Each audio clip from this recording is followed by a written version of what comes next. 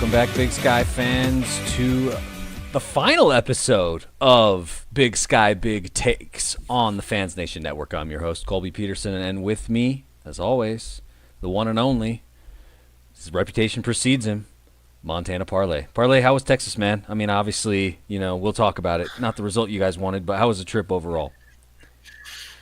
Well, it didn't start great for me. I flew in and ended up with some sinus and ear infection and some other stuff that I don't need to get into details with. Some people know, but I basically was stuck in my room trying to heal up, and so didn't really get to enjoy the Frisco area or the Bobcat festivities. Had enough energy to make it to the tailgate and to the game, and oh boy, we'll get into that. But yeah, just the whole trip just wasn't so great for me. And man, overall, went to 8 games this year, and it was a nice ride. It was a great season, but no, I don't know. I can't butter her up too much. I enjoyed the ride, but that was a tough one. That was tough. So I'm sure we'll talk a lot about it. I might have the longest rant. We'll see. I was going to take some better notes on this, but all right. Deep breaths. Yeah, well, in the description, we did promise the folks an extended Parlay Preaches this week because obviously there are no lines to pick as the season wrapped up last night. But like you said, Parlay, nice ride. As a non-Bobcat fan, to just kind of watch the run that the Bobcats had this year. I mean, dominant within the sky. I don't think any game they played was close. And so as good a season I think as they've had in a long time, just like you said, just maybe feels a little hollow, not hoisting the trophy at the end of the night. So yeah, that and just time? how the first half went. We'll get into that, but speaking of the Big Sky, how wait, let's start. Let's pause for a second and just kind of review the ticket giveaway and the fundraiser. Right. So, gave the ticket away. Sat next to the winner. Had a good time. He was one of the top fans. Which, by the way, one positive out of all of it. Brian sat next to me. He was the winner of the story contest and the free ticket. Huge Bobcat fan, very knowledgeable fan, very devoted fan. Was nice standing. Well, we didn't really sit. We stood the whole game. But, I had other 2 tickets for sale. I ended up basically taking a loss on the tickets because I didn't sell them when I should have, and kind of whatever. Long story short, we were able to donate some money, more than what I paid for the face value. I may have bet on North Dakota State plus 3.5. I thought that line wasn't correct for North Dakota State. I mean, let's face it, 10 titles in 14 years. I know Montana State had a hell of a season, but for them to be favored by 3.5 didn't make a whole lot of sense to me. I still thought the Bobcats could pull off the victory and should have won, but we'll get into that more lately. Bottom line, we donated some money to HRDC. Keep an eye on, which is the Bozeman Food Bake, Fork and Spoon. They're going to build a warming center for people in Bozeman. Keep your eye out on Twitter because I might do a little fundraising. I'll be back in Bozeman with Cousin Bernie, Cousin Joe, running the run to the pub. I'm coming off an Achilles surgery last year. Going to try to make it 10K. So I might come up with another little fundraiser. So if you want to bet on me per mile, over-unders, we'll come up with something. So there'll be another opportunity to help out HRDC here before the run to the pub, which is St. Patty's weekend. If you've never done it before and you like to run, it's a fun race. Come join us. So trying to bring a little positivity into this thing. And if, can't tell, I'm still struggling. On top of some of my illnesses, I was screaming my ass off at the game. Oh, that's the other thing. We had Bobcats had 60, 65%, maybe 70% of the fans. So we showed up. We had the numbers. We traveled well. It was a Monday night. It was 20 degrees and windy. Died down for the game, but it was the coldest Bobcat game of the year, which is kind of insane in Frisco, Texas. It was cold, all right? But the fans were great. Yeah, just watching on social media, obviously the Bobcats in the Big Sky also amplifying this. The events that the school put on, it seemed like big. Like you said, a lot of folks were out, and they weren't just, you know, at some room at the Holiday Inn. They had big venues, and they were out in force. So definitely felt like Bobcat fans showed up. And watching the game on television, it sounded loud, man. It sounded loud. Yeah, it doesn't feel near as loud as Bobcat Stadium or Walker is. It's kind of a flatter. It doesn't really bring the sound in, but obviously it affected them. They had some big false starts. I'm talking about the Bison, so there was some big penalties that the noise definitely came into play. Obviously wasn't enough, but it made for a hell of a second half. Yeah, it's tough to think about and talk about even now. I'm going to have to gather myself before I really dive in here. And yeah, the events you were talking about, the big difference this year, besides it being on a Monday and allowing them to set stuff up over the weekend, they had an informal event on Saturday night. They had the big event at the Star Ford Field where the Cowboys practice center is. Over 5,000 people showed up on Sunday because with the one seed, they planned for it. They fundraised, they planned for it. And, last time it was kind of a surprise that we even made it. And Saturday morning at 11, it wasn't quite the same fanfare as it was this year, which in the tailgating was better. SDSU kind of showed the way with getting the field there on the east end of the stadium. So it was a heck of a setup. It was a great weekend minus the result of the game. All right. So is it time? Before I get in and really, I want to let you talk and just not make you sit there the whole time. As a Big Sky participant, a Weber State fan, what are your thoughts on the outcome of the game itself, and the fact that NDSU has won 10 out of 14, and that a Dakota school has now won 12 out of the last 14? Yeah, I mean, obviously, like Valley supremacy, right? Like I think that they showed the graphic a number of times on television that really, the only 2 years that a Dakota state school did not win were 16, the JMU year, and then 21, spring 21, if you want to count it. I kind of don't. It's like whatever, Sam Houston State won it, cool, whatever. I don't really care.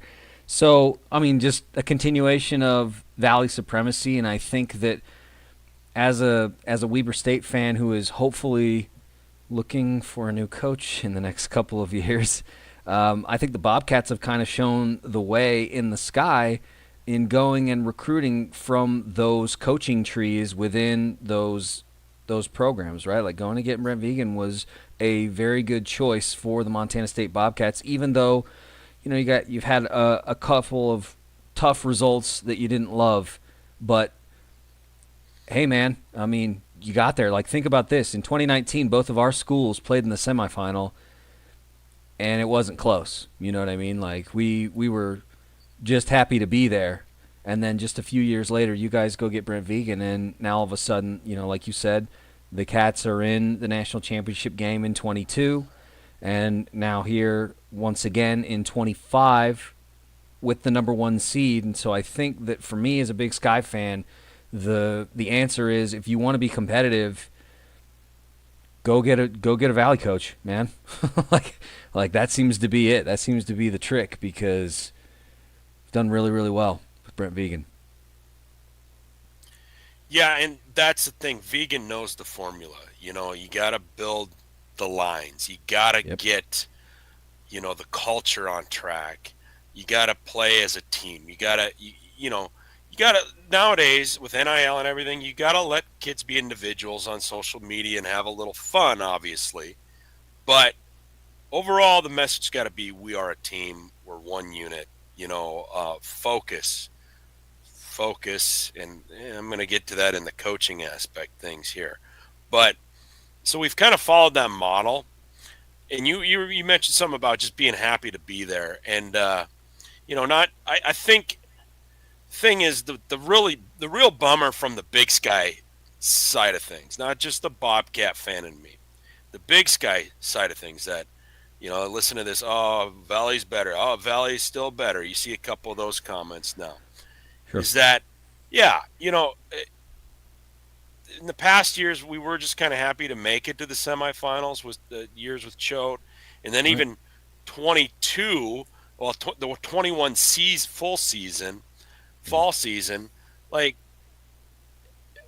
the bracket kind of fell our way. It kind of COVID set that up, right? Like Yeah. they couldn't not give Sam Houston the 1 seed. They went undefeated. They won the championship that year with the JMU, NDSU, SDSU all participated. So they couldn't not give it to them. But the fact that they did set it up pretty nicely for the Bobcats, because we were on the opposite end of JMU and NDSU, and SDSU just kind of they had some injuries during that COVID season that led to some things, and they lost. Long story short, we got to the championship, but we had no chance in the championship, right, that year. Okay. The next year, Bobcats run the table in the FCS, but because Sac State got um, an easy Valley team as their FBS school that they won, and we pulled Oregon State, we get the 4 seed, and so we don't get home field throughout. All right. Then JMU and Sam Houston jumps ship. So even though so that year, I think 22, the Cats could have beat the best teams. At in Bozeman or on a neutral site, we could have beat the best teams. We might have had a championship caliber team. We just got screwed. Bad luck with seeding and scheduling. All right. The next year, JMU jumps ship, Sam Houston jumps ship. Even though the Grizz lose to NAU, they still get a top 2 seed. They get home field throughout. They make it to Frisco, but they did not have a chance. They were very similar to the Bobcat year in 21. It was awesome they made it. It was a magical run. Not going to take anything away from the team or the fans, but Bobcats in 21, Grizz last year had no shot of winning the championship. None. Zero. Right? They were dominated in Frisco. Okay. Yep. So this year, this was the year for a team in the Big Sky. Right? We were favored. And so, just it's like it's almost defeating. Like I don't know if that's kind of here I am setting myself up when I'm asking you the question, but does it feel defeating as a conference at all? Like kind of like, geez, like if the Bobcats can't do it the season they had, like I think Chris Hammond was like, he was saying that we were going to win by 19 and a half. He made bets on it, because the Vandals got smoked by us twice. And so he's like, well, our team's good. If the Bobcats are that much better than us, they're going to have to beat the Bison by 20 points, which I knew never was going to happen. But does it just seem hopeless for some of these Big Sky schools, or not to mention the other conferences that aren't even close to our level? I don't think so. I mean, this game was competitive, right? Like the Bobcats had a chance. Yes, they struggled in the first half, but that third quarter, things really turned around for them, and they were in it. You know what I mean? Like there was a couple of spots there in the fourth quarter where it looked like Montana State might get the ball back, and if they did the right thing, if they were able to put a touchdown on the board, it's a very different game, right? And so, is it defeating? Yeah, it sucks that the Big Sky just can't seem to get over the hump, but at the same time, I feel like each time it feels like they're getting closer and closer and closer. Like they're starting to figure out, like you said, line of scrimmage is key. I mean, the offensive line up at Montana State, I feel like has not been talked about enough, which is kind of weird because there are so many All-Americans that have been produced in just the short period of time that Brent Vegan has been up there.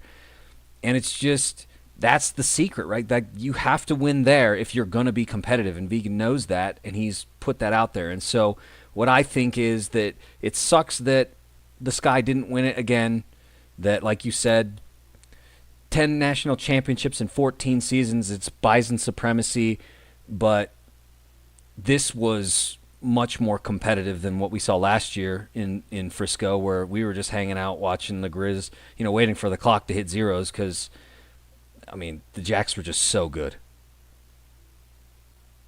Yeah, and there was a feeling of that at halftime that, oh, you guys suck again, and Bison are so much better than you guys. And the Jacks fans, I could feel. No one said it to me, but I could feel it. Like, we can stop them. What's wrong with you guys? Like, of course, actually, I did see that online. Oh, it looks like the de facto championship was last week in Fargo. Well, you know what? Score some damn points, Jackrabbits, if you want to make those claims. I love you guys as fans, but your offense sucked against good teams this year. And, for after our first half, I'm not one to talk but you weren't taking any offensive risks. So, the best team won. Let's face it. Bobcats were just as talented. The tail of the tape was dead freaking even. It is insane. When you look at the first downs, third down conversions, time of possession, yards, rush yards, pass yards, it's insane. Neither team had a turnover. Not a single turnover. Yeah, I was surprised by that. Bobcats had a very key turnover on downs. That'll be part of the preaches. But in hell, I don't know. We need to have official Parlay Preaches here. This is kind of be a wrap session because obviously I've got a lot to talk about and a lot on my mind. This is just good therapy. So, I'll have to Venmo you about $300 after the end of this. But it's so no as turnovers. A Sky fan, it was a pretty. Not worried. It was a clean game for the most part. Just in high leverage situations, one team did a much better job, and that team won by 3 points. I guess some things going around about Tommy saying the better team lost. Come on, he's a competitor. Of course he's going to say something like that. But hey, when you spot a team 18 points and you only lose by 3, I don't know. Can you really argue too much against what he said? I mean, come on. So I can, and what I will say is that while that may be the truth, the Bobcats never led in this game. So, but I hear what you're saying because there was a kerfuffle today on social media, especially in the FCS Fans Nation Facebook group about Tommy's comments in the post-game press conference, and I hear what you're saying, and that's kind of the way that I took it too, Parlay, was that like these teams were very evenly matched. It was a 3-point win for the Bison. Does Tommy think that? He probably does because it's that guy just went on an insane run, won the Walter Payton Award, and came up 3 points short from the whole enchilada. You know what I mean? Is he salty? Yeah, he's probably a little salty. After walking off the field minutes before that to go now talk to a bunch of people into a microphone. I don't blame him.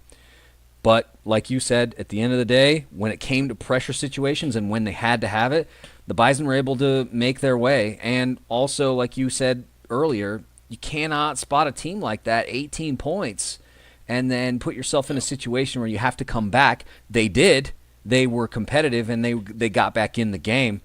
But once again, just never quite able to get over that hump and take advantage of the stops that they did get against the Bison in the second half. Exactly. And, that's when people are asking me all week. I got people who follow me. I've put up a pretty good record on picks. People follow me, and then their friends want my advice on FCS games. And this was the only game last night across all football. And I'm not trying to reverse jinx or anything. My answer was they're dead. It's a coin flip. That was my answer. It was a coin flip. And I bet on NDSU because it was plus 3.5. I think if it would have been minus 2.5 or less, I would have bet the Bobcats just because I, felt we had something special this year.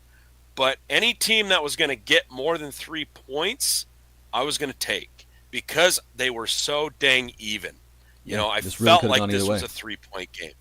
I felt like it was a 3-point game. My score guess was a 3-point guess. Of course, I picked the Bobcats, but I was 2 points off on the total, and and futures wise, I bet the Bison earlier in the tournament because they were getting 3-1, and I was like, that's just they got home field through the championship, and they've only lost to an NFL full team of Jackrabbits. Like 3-1 is pretty good value. So I kind of had an edge of confidence that the Bobcats should win. Just felt special with Tommy's year, but the tail of the tape was exactly how I felt beforehand.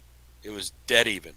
And what happened was they executed, they game planned better, and they won. Simple as that. And if I'm going to rant about one thing, I posted on Twitter. I was going to talk about that. I'm not going to bring it up, but I'll leave that go. You can see the tweet that's got 25,000 views if you want. The thing I do kind of want to talk about is I never like the thing where 6 people online say something. So then it becomes the narrative oh, all these people are saying this. That just drives me nuts. And and then you comment on that. It's okay, just because 6 idiots on Facebook and Twitter say something doesn't mean that it's what a whole fan base thinks. That goes back and forth between Cat and Grizz fans, between Jackson Bison fans. But what I've seen from some media people is Cam deserved the Payton, and he proved it last night. Well, first of all, the voting's done before the playoffs, all right? It's done before the playoffs, and they both had excellent regular seasons, and I think statistically, Tommy had a slight edge. There's definitely an argument to be made about strength of schedule with Cam, but kind of the prevailing thought was the Valley wasn't quite as powerful. We beat South Dakota by 14. They beat the Bison, and they should have beat the Jackrabbits. Okay? Or we beat them by 17.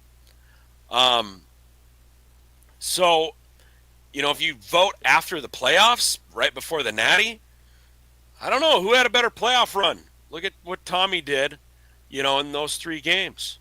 Now, last night, Cam was much more poised. He made better plays. He was calmer. But here's the thing, though. His teammates and his coaches helped him out. Not that Tommy's didn't. But I think, not me right now, I'm 41 in post-surgery. But Colby, I think you could have scored on that touchdown that Cam scored on. There was no one there. Yeah, nobody was home, right? Seriously, when I coached little guy football, first I started with my dad when I was 16 years old. We studied film. We were filming 10, 11, 12-year-olds, right? We noticed a team that had way better players than us. We pulled off upsets, whatever. It was little guy.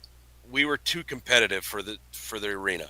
But there was a team that would do what we did.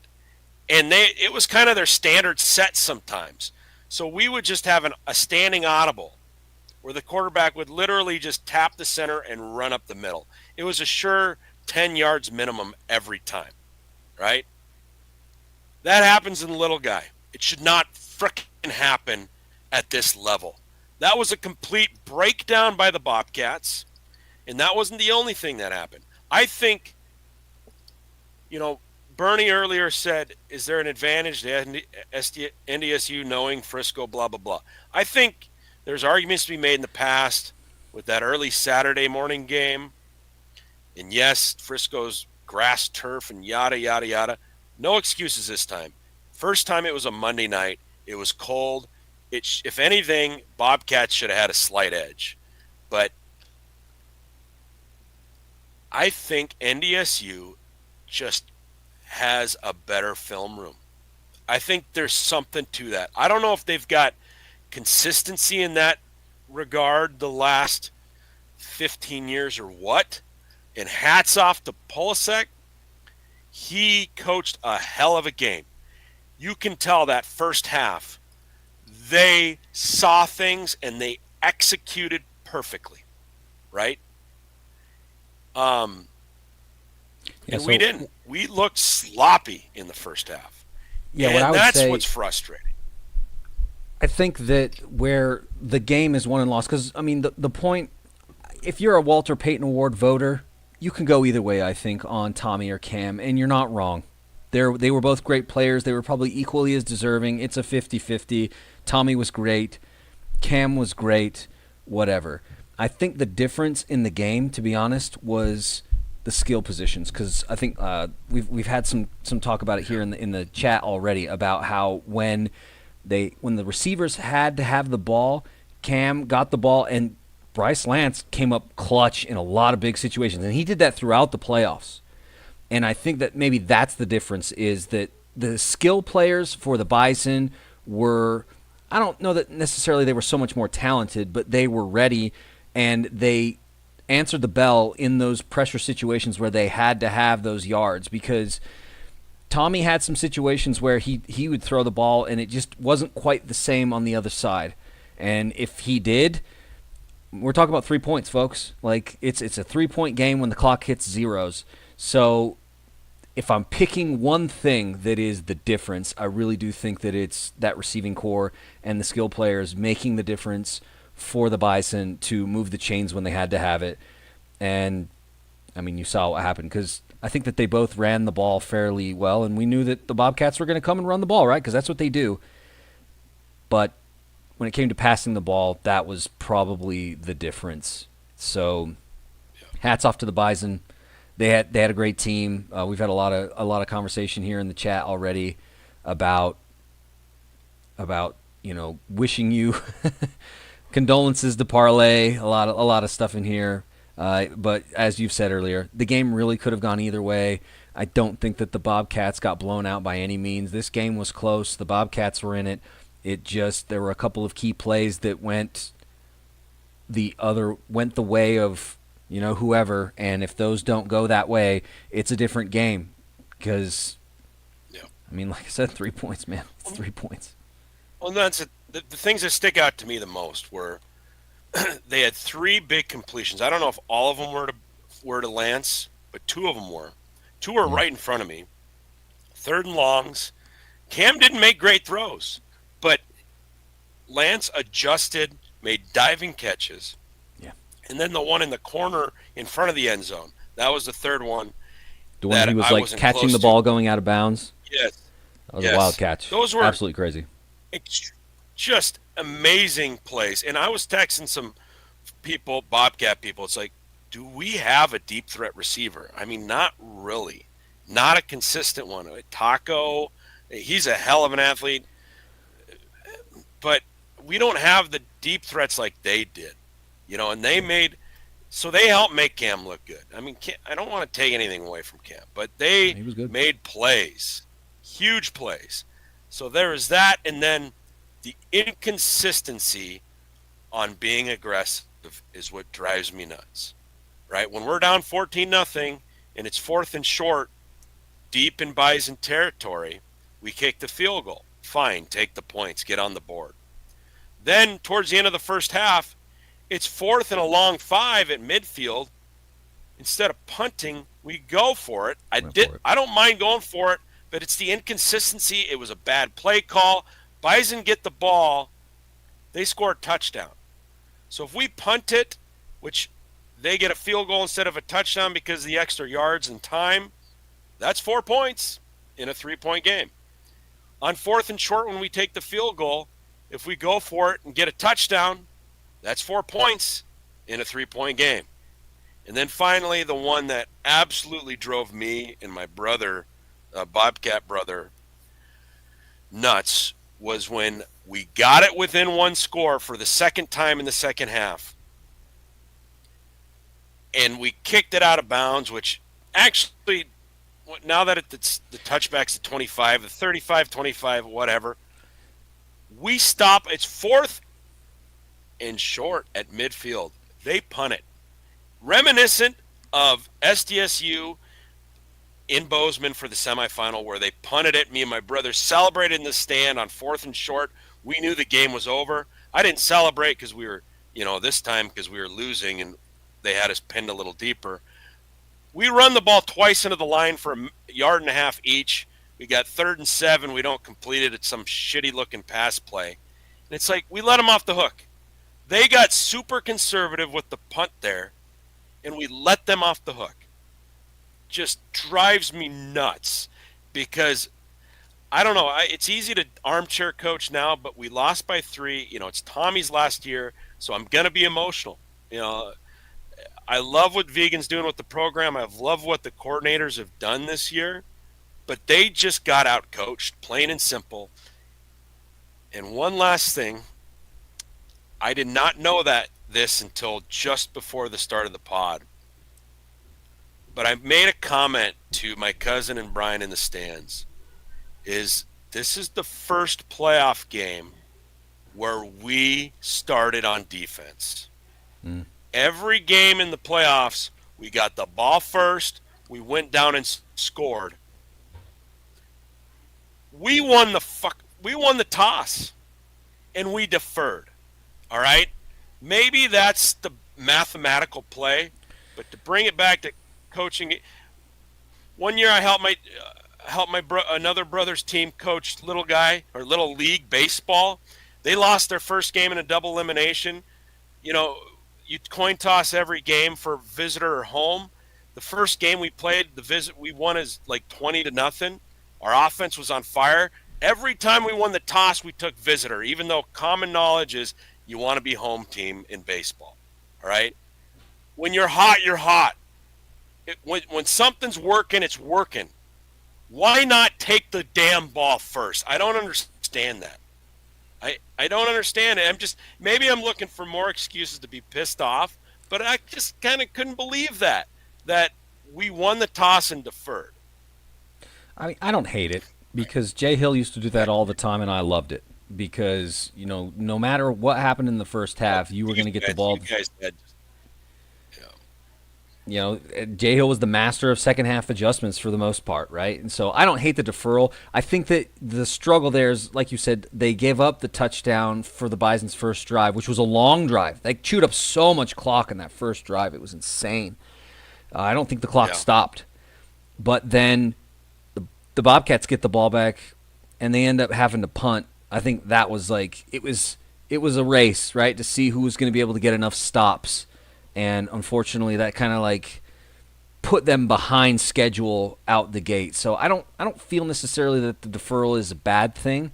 In some ways, I think maybe it was a good thing because the Bobcats get the ball coming out in the second half, and like we talked about, that third quarter, they turned things around and they got back in the game. And I think that first drive coming out of the locker room was part of that because I don't think that the Bobcats got out coached. I really don't. I think that the difference was what you brought up earlier. Yeah, where you said that the Bobcats didn't necessarily have a player to take it over the top, to take the top off, right? The Bison had that. I felt like maybe this was a year where they wished they had who's that tall receiver you guys had a few years ago? What was his name? McCutcheon? McCutcheon. Yeah, McCutcheon was exactly the player you would have wanted in a game like this, right? Because he was so good at those big down the field plays, and he had the advantage with his size so many times. That's a player that you would have liked to have in your stable, but unfortunately not. But I don't feel that Brent Vegan and co got badly out-coached here because, like somebody said in the comments, 7 yards. The difference at the end of the game was 7 yards and 3 points. Yeah, and I'm probably just getting a little, I'm looking for any little thing, and that one with the wide open middle, I made an off-color joke. I don't know, whatever. It depends on your perspective. But, first thing Cam did after the game was thank God, and he should because Bozeman defense parted the Red Sea for him, right? So, Yeah. I could see it like plain as day. If like I mentioned before that I haven't been drinking lately, and if I was, I would have been charging the field screaming for a timeout, just like last year I charged the field, kind of getting dramatic there, run towards the bottom of the stands, screaming, "Don't kick the extra point!" before it got blocked. We should have went for two last year. We should have called timeout because it was so painfully obvious exactly what play NDSU was going to run on that Cam, however many yards, 48 yards, 60. That run was It's just just like 64 yards. they spread it out. There was no one from tackle to tackle on the line, linebackers or safeties. It was obvious what they were going to do. Obvious. And they must have seen something on film where they could put up that, run that formation and knew the Bobcats were going to follow. And the Bobcats should have called timeout. And, one play like that, yeah, maybe that what makes me get all pissed off about the coaching aspect of thing, that and the inconsistency on being, aggressive on fourth down. But, you're probably more right is that they just had bigger playmakers. Really, yeah, those big third down catches, mostly by Lance, were just absolute backbreakers. Every time we looked like we were going to come back and take over, and there was twice in the second half, they made big plays and kept ahead.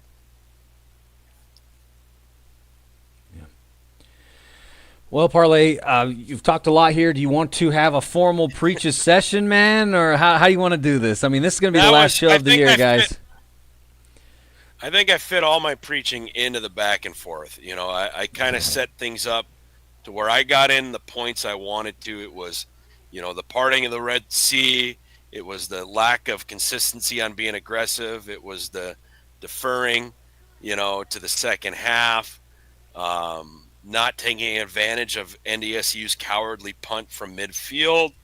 You got to make – Brad Powers is a notable college football sports bettor.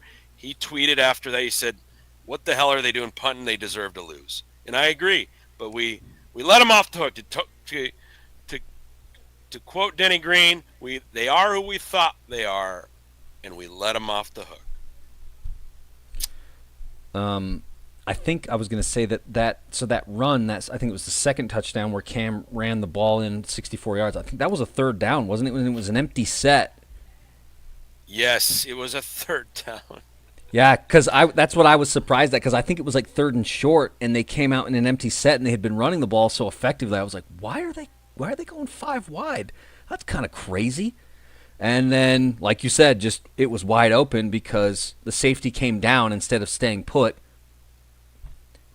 And that's where I look at that and go, like, I don't think that. Yeah, and like that's where I think it's like, is that a coaching decision? Like, that guy probably shouldn't have come down. And they talked about this during the broadcast about how they broke that play down, and they were like, here's the guy, and he comes down, and you have double coverage on this receiver, and then like you said, it's wide open, so much green in the middle. If that decision doesn't happen, that play probably doesn't happen the way that it does. They probably get the first down. Sure, sucks, great. It sucks giving up first downs on third down and long. Trust me, I'm a Weber State Wildcats fan, and we saw it so many times this year. But it's just, game of inches, right? And Cam, he's a good runner. I saw him eat up Colorado early in the year, and he did it all year long consistently. So we schemed for him properly in the second half, but for some reason that first half we didn't. And I'm just now seeing on ESPN that the line actually closed at 6.5. Holy cow! Wow, I wish I would have seen that. Damn Texas again, not allowing sports betting. At least I'd have a little more money in my pocket. Yeah, you know what? I need to tie things up, or I could talk all night. Unless you've got one more question for me, I think we should defer to the fans. We've been having some good conversation in the chat. We can throw up a 2 or 3, at least 2 questions from the chat, unless you got something else for me. But I am positive about the program. don't. Let me be frank. I loved when Vegan signed the extension. I've loved what he's done with, I know he had some of his guys as OC and DC, and he brought in some new guys, and those guys are hard to keep, but they did a hell of a job this year. The whole team, the seniors, everything, it was an amazing season. It's hard not to be emotional when you lose a game by 3 points and you're never going to get to see a guy like Tommy play again. So if I've done anything to offend people, too bad. No, just kidding. Well, I'm glad that you brought up the coaching piece because that was my question, right, is that Brent Vigen has gotten a lot of interest. His name has been tied to a lot of jobs. He hasn't accepted any of those, right? In fact, we saw, I think the closest maybe that they came was the Wazoo job, and the head coach at South Dakota State was the one that ended up taking that job. So I think my question to you, Parlay, is this is a coaching staff that is in demand. Everybody watched on Monday night. Like you said, there was no other football going on, man. This was it. Everybody was watching this game, and so I have to wonder, how much interest do these coordinators and this head coach get? Because to be honest, Vigen signed a contract extension. I don't care. Like, those extensions mean nothing when we're talking about FBS football, and especially if it's a P4 money. job, they'll just pay it out. They don't care, right? So that extension is whatever to me. It doesn't mean anything. But do you think that the Bobcats will be able to keep this coaching staff intact? Because while they did lose this game, they are in a position to continue to dominate the sky for the foreseeable future, I think. I don't think so. I mean, Vegan, I think, stays at least for another year or two, at least a couple more years. For him, I think it's more about family. I'm purely speculating. I've got no inside information. I know nothing. But I get the feeling Vegan's, mountain Midwest type guy, and it would take the perfect spot. Now, if you throw $5 million at a guy, at anyone, when they're making $500,000, it's almost impossible to say no, right? But it's going to take the perfect opportunity for him. As far as the OC and the DC are concerned, I was already seeing, I think, her tweeting about, was it Temple or someone else? They're coming after these guys. And so I'm not going to expect them to stay. I mean, look at Choate. He was given over $1 million to be like an assistant at Texas. At Texas, These teams have so much money. You can't it's disappointing when they leave, but you can't blame them. You can't blame them. So, long story short, I think Vegan stays a couple more years, but if the perfect offer comes, what are you going to do? What are you going to do? If Power 5 school offers him big bucks to be a quarterback coach, what if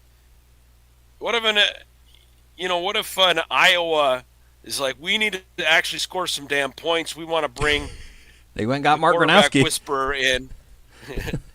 Yeah, we want to bring a Valley guy in to get Gronowski back to his old self. No, we'll pay you $2 million a year to be a quarterback's coach. That could happen with these P5 schools. I don't know. I might be exaggerating there. No. But I think, if I had to guess, Vegan stays for at least 2 more years, and at least one coordinator leaves this offseason. That's my guess.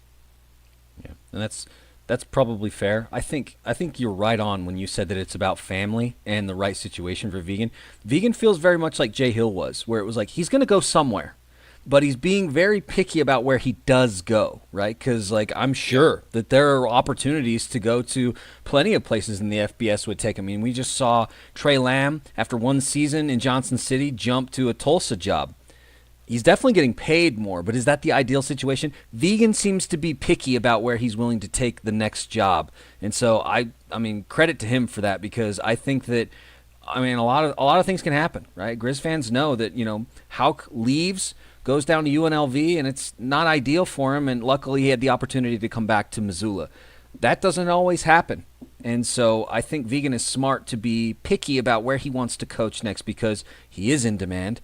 And the offenses that he has produced in his tenure in Bozeman are prolific, and so he has, I think, the right head on his shoulders to be like, I'm not just going to go anywhere. I'm not going to take a Tulsa job.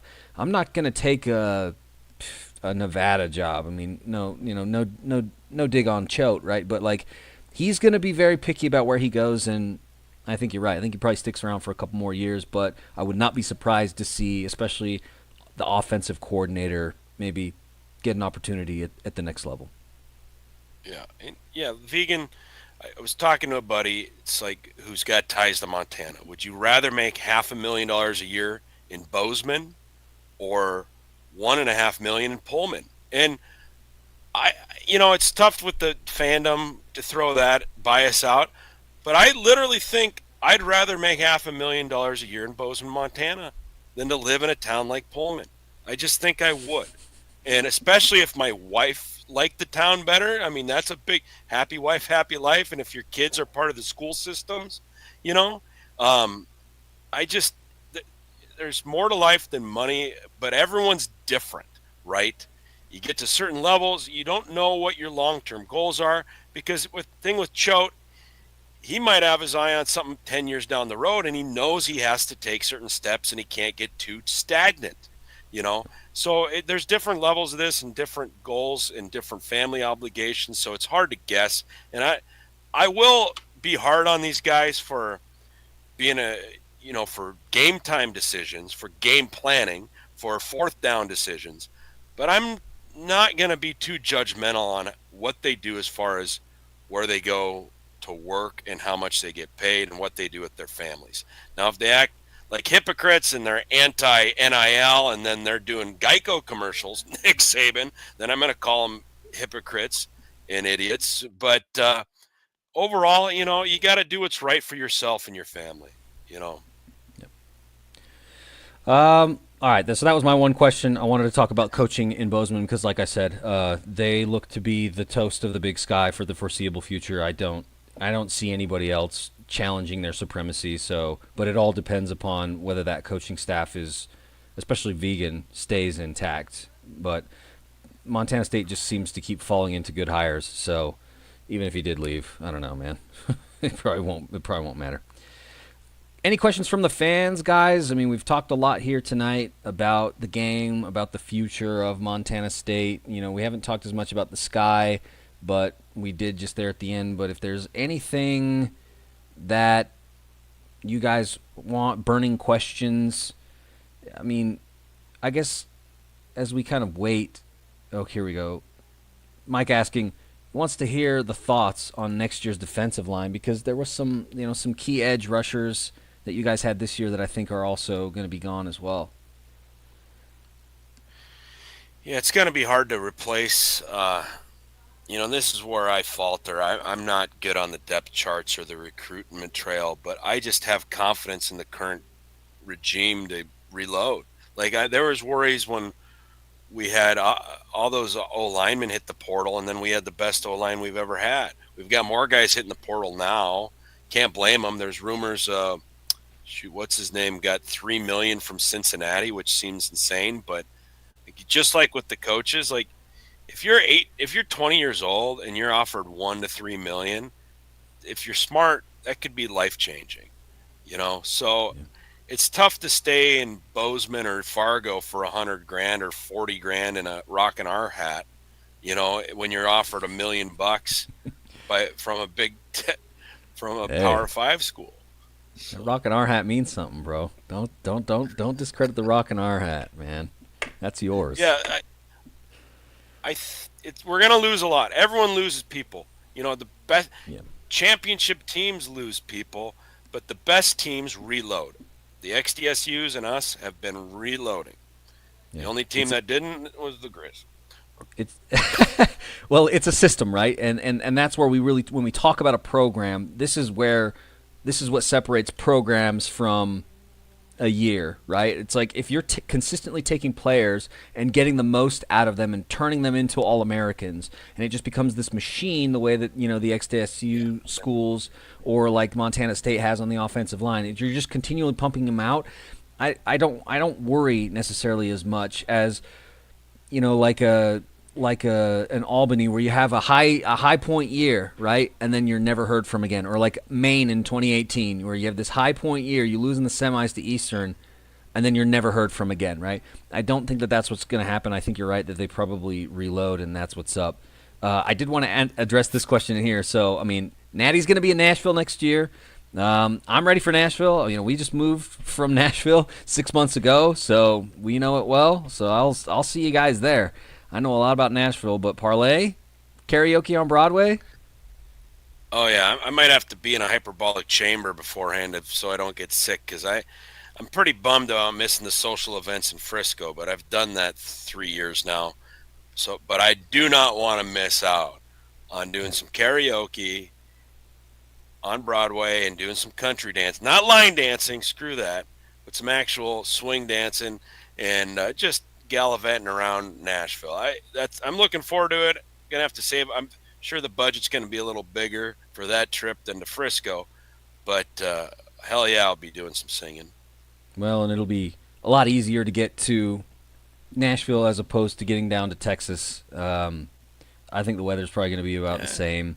There, like you said, there's going to be a lot more to do. You know, they're going to play at Vanderbilt Stadium, which is just up the hill. So you come down the hill, and all of downtown is there, and then you know you have the Cumberland. So it's just going to be, I think, a different vibe, a different time than what Frisco has been. Because I mean, you can correct me if I'm wrong, but I feel like my impression of Frisco last year was just that it's a place, but it doesn't necessarily have, like, I don't know. It didn't feel like Frisco had like a real downtown, like a place where you go hang out. You know, it just seemed kind of dispersed throughout, and you just kind of Giant suburb. I mean, yeah, Texas. What's nice is they loved that we were coming because we gave them a lot of business. It was affordable. For me, the flights were cheap. I know it's tough from Montana. It was relatively outside of the ice storm, easy for the XDSUs to drive down. But, you know, hotels were affordable at Frisco. I don't know about Nashville. That's going to be one thing. But, yeah, as far as things to do and the culture and the nightlife, it's not going to be close. I mean, it's going to be night and day, Nashville to Frisco. yeah. I mean, Nashville's a town that is comfortable hosting conventions often, right? Like Music City Center is right there. I mean, there are a lot of hotels built around there, but you know, beyond that, it's a tourist town, right? Like the SEC comes to party in Nashville. So if your team is playing Vandy, you know, you'll see Broadway flooded with the opposing SEC team's fans because everybody comes to party in Nashville. So I think that it's going to be a different vibe, but I don't think that it's going to be completely unaffordable. And especially like you said, if you're flying from some of the Midwestern states, it's a lot easier to get a flight from Fargo to Nashville or from even Bozeman to Nashville. There's a direct flight on Allegiant. So it's a lot easier to get to Nashville than it is all the way down to Texas, and I think that will. And plus, I mean, the barbecue's just as good. I mean, you guys don't at me, man. like I don't want to hear like, oh, it's Texas barbecue's so much better. Like, whatever, guys. Like, it's good too in Nashville. It's fine. Well, you know, Jim's bringing up some good points, though, in the chat that Frisco, like, it's a big part of their economy when Fargo South happens, when Montana, the Grizz come down with all their fans, when Bobcat fans come down.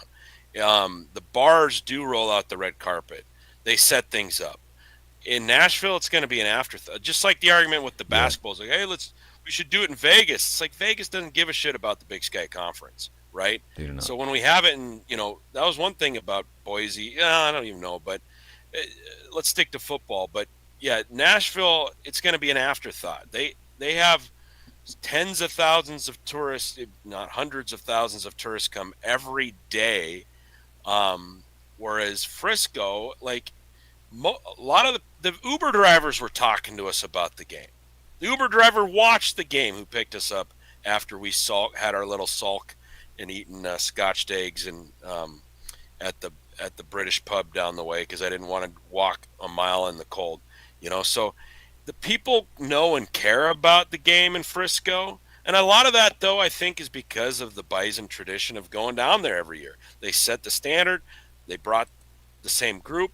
So, I mean, if it was a more traditional, you know, competitive thing where there's different teams every year and some years you get 5,000 fans, it might not have been the same vibe in Frisco, even though it's a smaller, not as touristy area as Nashville. So we'll see.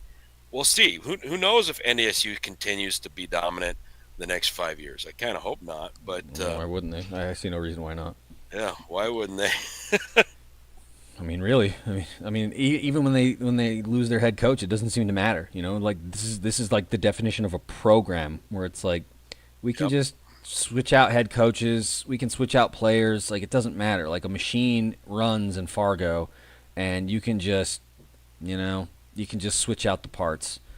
But yeah, I think that you're probably right though that like they roll out the red carpet. The businesses in Frisco care an awful lot about the game. They've embraced it. Is Nashville going to care? Probably not. This is probably going to be small potatoes in their eyes. I mean, keep in mind that like the SEC tournament is held in Nashville, and it's a huge deal, right? Like I don't think that you're going to get the same kind of love, but I think that there will be some love because at the end of the day, people's money is green and they're glad to take it.